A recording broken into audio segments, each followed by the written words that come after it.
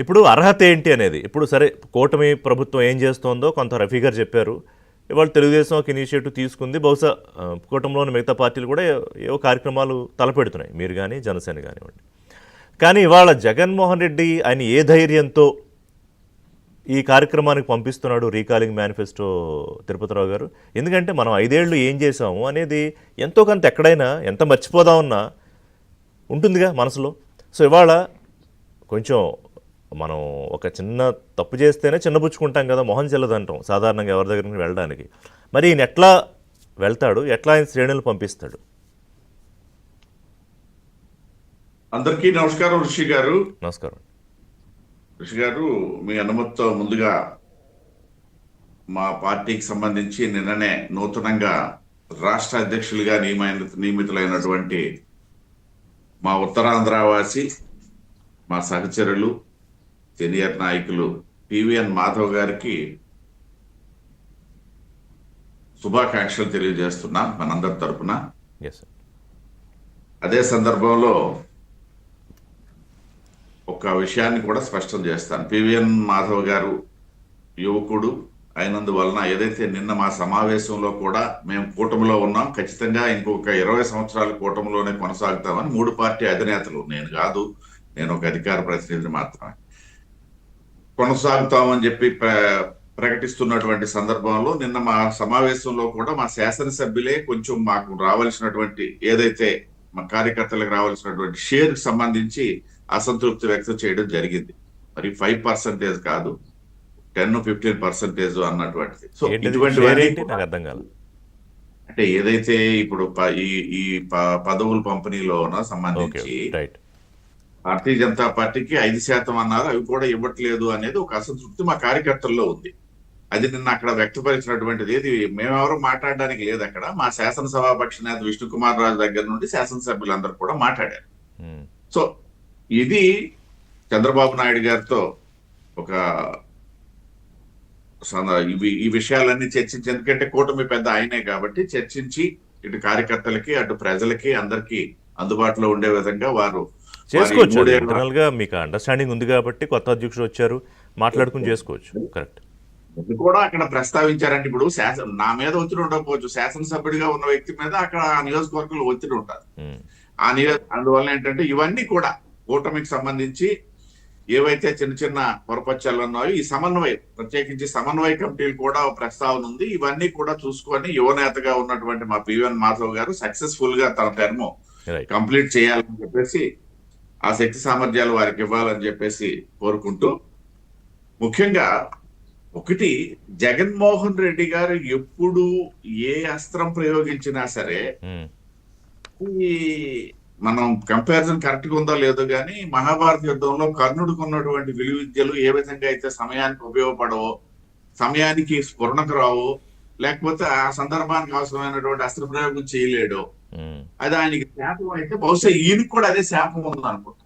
అంటే ప్రతిపక్షం డెఫినెట్ గా ప్రజల కోసము పాలక పక్షాన్ని నిలదీసి, మేము కూడా అదే అడుగుతున్నాం, శాసనసభకు ఎందుకు రమ్మని అడుగుతున్నాం, వద్దని ఎవరైనా అన్నారా? ఏ ఒక్క నాయకుడు గాని, ఒక శాసనసభ్యుడు గాని, ఒక కార్యకర్త గాని జగన్మోహన్ రెడ్డి నువ్వు శాసనసభకు ఎందుకు వస్తావు అని అడగలేదు, రమ్మనే పిలుస్తారు, అడిగారుగా మీరు. అవును, ప్రతిపక్షము ఉంటేనే పాలక పక్షం తాలూకా తప్పులేమని ఉంటే సరిదిద్దుకోవడానికి అవకాశం ఉంటుంది. అనుభవించినటువంటి ముఖ్యమంత్రి ఉన్నారు కాబట్టి సరిదిద్దుకుంటామని రమ్మంటున్నాం. అవి రాకుండా అంటే సందర్భానికి సంబంధం లేనటువంటి కార్యక్రమాలు తీసుకొని, నేను ఎప్పుడూ చెప్తా, సాధారణంగా ప్రతిపక్షం ఏం చేస్తుంది, ఏదైనా ప్రజలకు సంబంధించి పాలకపక్షం చేస్తున్నటువంటి తప్పులు, నేను మరొకసారి చెప్తున్నాను, ఈ దేశంలో సుదీర్ఘ కాలం ప్రతిపక్షంగా ఉన్నటువంటి చరిత్ర ఏదైనా ఉందనేసి అంటే భారతీయ జనతా పార్టీకి ఉంది, పలు రాష్ట్రాల్లోనూ దేశంలో కూడా. కాబట్టి మాకిద్దరు, ఇవాళ 11 మంది ఉన్నారు వాళ్ళు, మాకు ఇద్దరు పార్లమెంట్ సభ్యులు ఉన్నప్పుడు కూడా పార్లమెంట్ లో ప్రతిపక్ష పాత్ర ఎప్పుడు విస్మరించలే. హోదా ఉందా లేదా, మాకు ఇచ్చేయండి అని ఎప్పుడు అడుక్కోవాల్సిన పరిస్థితి కూడా మాకు లేదు. సో నేను అందువల్ల చెప్తున్నా, మమ్మల్ని తీసుకోవా బాబు, మీరు మోడల్ గా తీసుకొని శాసనసభకు రండి అని చెప్పేసి. సరే, 1 నెల రోజుల్లో సాధారణంగా ప్రతిపక్షము తన విధి తను నిర్వహించాలనేసి అంటే దాంట్లో ఆందోళనలు ఒక భాగము. డెఫినెట్ గా ఆ ఆందోళనలు ఏ స్థాయి నుండి చేయాలి, ఆ కింది స్థాయి నుండి చేసుకుంటూ గల్లీ దగ్గర నుండి ప్రారంభించి ఢిల్లీ దగ్గర పూర్తి చేసుకోవాలా. సరే, అది వదిలేస్తే ఈయన మొదటి నెలలోనే కూటమి ప్రభుత్వం తాలూకా శాంతి భద్రతల సమస్య అని చెప్పి పట్టుకుని ఢిల్లీలో కూర్చున్నాడు. అవును. అంటే ఈయనకి ఏదో ఢిల్లీలో పని ఉండి ఢిల్లీలో నాకు కూర్చోవడానికి వెళ్ళి అక్కడ ధర్నా చేసేస్తామనేసి అంటే అది ప్రజలకు ఏ విధంగా ఉపయోగపడుతుంది, ప్రభుత్వాన్ని ఏ విధంగా మీరు నిలదీస్తారు, ప్రభుత్వం ఏ విధంగా దాని గురించి ఆలోచిస్తుంది, మళ్ళీ ప్రజల కోసం ప్రభుత్వం ఏ విధంగా పనిచేయగలుగుతుంది? అర్థరహితమైనటువంటి అదే ఇవాళ కూడా ఈ సందర్భ రహితమైనటువంటి మా రఫీ గారు చెప్పారు. ఏదైతే ఇంతవరకు ఋషి గారు వాస్తవం చెప్తున్నాం, నాబోటి వాళ్ళు మా రఫీ గారు లాంటి మా స్పోక్స్ పర్సన్స్ గా ఉన్నటువంటి వ్యక్తులు ఒక సంవత్సరంగా ఒక ప్రధానమైన మేమే ఇబ్బంది పడ్డామని కూడా చెప్పట్లే, అర్థరహితమైనటువంటి ప్రశ్నలు సమాధానం చెప్పడంలో ఇబ్బందులు ఏముంటాయి, అర్థవంతమైనటువంటి వాటికి సమాధానం చెప్పడానికి ఇబ్బంది పడినటువంటి పరిస్థితులు ఏమైనా ఉంటే మేము ఇబ్బంది పడాలి. కానీ ఎప్పుడు సూపర్ సీట్స్ ఏవి, మేమేమో ఉన్నటువంటి పరిస్థితులన్నీ చక్కదిద్దుకొని ఇవాళ ఒక గాడిని పట్టి పరిపాలన అయితేనేమి, ఇతరత అభివృద్ధి అయితేనేమి, 1,00,000 కోట్ల తాలూకా పెట్టుబడులు అయితేనేమి, మరో 2,00,000 కోట్ల హామీలు అయితేనేమి, ఇవన్నీ మేము చెప్పుకుంటూ పోతుంటే చివరికి వాళ్ళే చేసేవాళ్ళు మీ సూపర్ సిక్స్ ఏవి అనేవాళ్ళు. ఇవాళ రేపటి నుండి అది కూడా ఆడడానికి, ఎందుకంటే 6వ ప్రాధాన్యత గురించి మా P4 సంబంధించి మా సోదరులు రఫీ గారు చెప్పారు. 6 కూడా అమల్లోకి వచ్చేస్తున్నాయి. అయితే ఇక్కడ గమ్మత్తైన విషయం ఋషి గారు, సరే అమలు చేయటం అనేది మా బాధ్యత, ప్రజలకి అవసరము, మేము చేస్తాము, మాకు ఉన్నటువంటి ముఖ్యమంత్రికి అనుభవం ఉంది, మాకున్నటువంటి కమిట్మెంట్ కదా, చేయాల్సిందే కదా, చేస్తాం. అయితే సన్నాయి నౌకలు ఎలా ఉంటాయంటే ఈ P4 సంబంధించి మీరు డైరెక్ట్ గా డబ్బులు ఇస్తామన్నారు కదా, ఇప్పుడు ఎవరి దగ్గర తెచ్చిస్తామంటున్నారు, వాళ్ళు ఎగ్గొట్టిస్తే మీరు ఇస్తారా? ఇలాంటి సన్నాయి నౌకలు నొక్కుతున్నారు. వాళ్ళకి ఒకటే సమాధానం చెప్తున్నా, ఏ సంక్షేమ కార్యక్రమం గాని, ఏ అభివృద్ధి కార్యక్రమం గాని చివరికి డే బై డే మెయింటెనెన్స్ తాలూకు 1 రూపాయి గాని ప్రభుత్వం ఖర్చు చేస్తే అది ప్రజల దగ్గర నుండి వచ్చినటువంటిదే తప్పిస్తే రిజర్వ్ బ్యాంక్ లో ముద్రించడానికి కేంద్ర ప్రభుత్వానికి అధికారం లేదు. ప్రజాస్వామ్యంలో మీ పార్టీ ఆఫీసులో ముద్రించడానికి అవకాశం లేదు, పార్టీ ఆఫీసులో కట్టుకోవడానికి అవకాశం ఉంది కానీ తప్పిస్తే ముద్రించడానికి అవకాశం. పార్టీ ఆఫీసు పక్కనే, ఈ మధ్య మా రఫీ గారు పక్కనే ఉంటారు, నేను శ్రీకాకుళంలో ఉంటుంటాను, అప్పుడప్పుడు వెళ్ళి వస్తాను. నిన్ననే విజయవాడ వెళ్ళి వచ్చాను కానీ నాకు కనబడవు, రఫీ గారికి కనబడతాయి. అక్కడేవో కొన్ని మాకు కొట్లాములు అంటాం, కొట్లాములు అంటే అది కొట్టుగదులని, ఆ కొట్టుగదులు ఏవో అని చెప్పేసి ఈ మధ్య వార్తలు వస్తున్నాయి. ఆ విధంగా ఇది ఒక వినూత్నమైనటువంటి ప్రయోగం.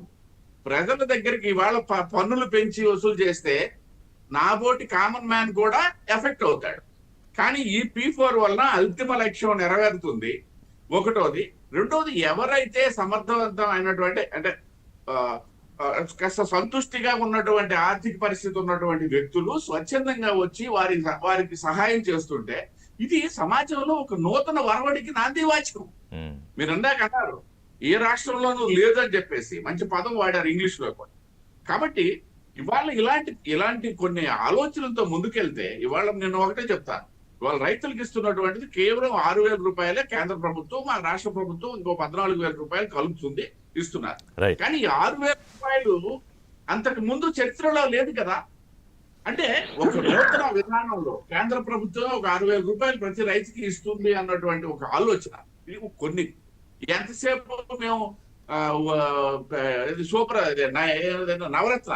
నవరత్నాలు అని చెప్పేసి నేను ఇప్పుడు బుర్రగొట్టుకున్నట్టుగా బుర్రగొట్టుకోవడం తప్పిస్తే ఏం ఉపయోగం ఉంది? అదొక్కటే కాదు కదా, మీరు చెప్పింది చాలా బాగా చెప్పారు. అంటే పోల్ ప్రామిసెస్ ఎలాగూ ఇవ్వాలి కాబట్టి రేపన్నా ఇవ్వాలి, డెలివరీ చేస్తారు. కానీ ఈ సమగ్రంగా ఒక అభివృద్ధి కోసం ప్రభుత్వం పడుతున్న తపన, దానికోసం చేస్తున్న ఎక్సర్సైజ్ కూడా ప్రజలు అర్థం చేసుకోవాలి. అర్థం చేసుకుంటారనే అనుకుందాం. ఒక చిన్న బ్రేక్ తీసుకుంటా తిరుపతిరావు గారు, నాగార్జున గారితో మాట్లాడే ముందు.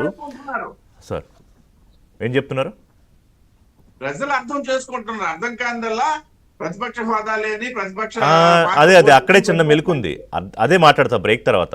ఇప్పుడు ఒక రూమ్లో ఒక ఏనుగు ఉంటుందండి, అది మనకు తెలుసు, అది లేదని మనం భ్రమించుకోవాలని లేదా చూడకూడదు అనుకుంటే చూడం తప్ప, అది అవాస్తవం అయితే అవ్వదుగా.